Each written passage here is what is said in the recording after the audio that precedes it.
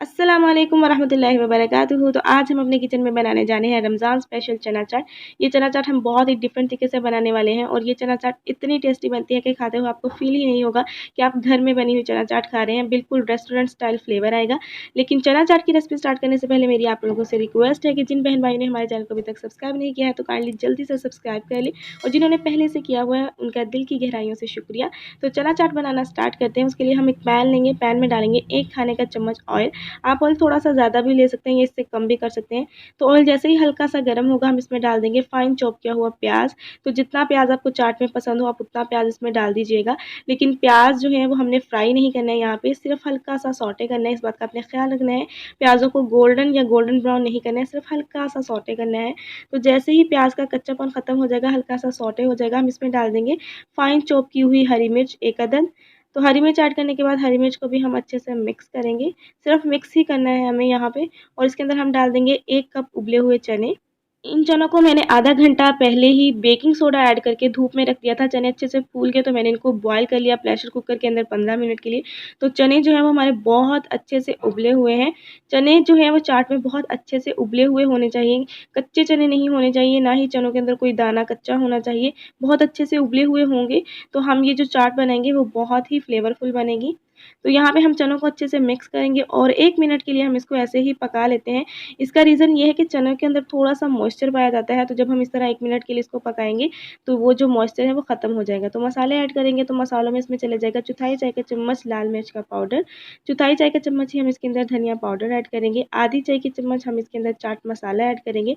आप चाट मसाले की जगह आमचूर पाउडर भी ऐड कर सकते हैं। अकॉर्डिंग टू टेस्ट या चौथाई चाय का चम्मच हम इसके अंदर नमक ऐड करेंगे और यहाँ पे हम इसके अंदर ऐड करेंगे स्वीटनेस के लिए चीनी। तो मैं 1 खाने का चम्मच इसके अंदर चीनी ऐड कर रही हूँ। अगर आपको स्वीटनेस ज़्यादा पसंद हो तो आप चीनी थोड़ी-सी ज़्यादा भी ऐड कर सकते हैं।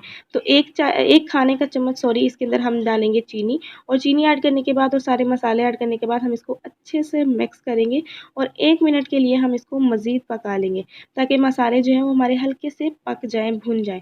तो यहाँ पे हम चाट को पकाते भी जाएँगे और साथ के साथ हम हल्के से चनों को मैश कर देंगे।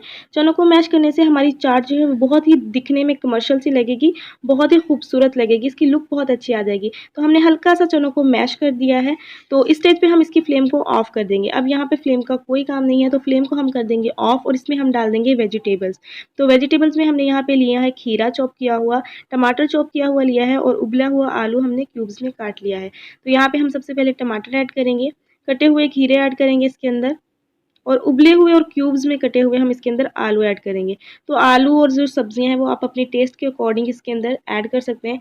जितनी आपको पसंद हो आप उतनी सब्जियां इसके अंदर ऐड कर सकते हैं। तो यहाँ पे हम सब्जियां ऐड करके इसको अच्छे से मिक्स करेंगे।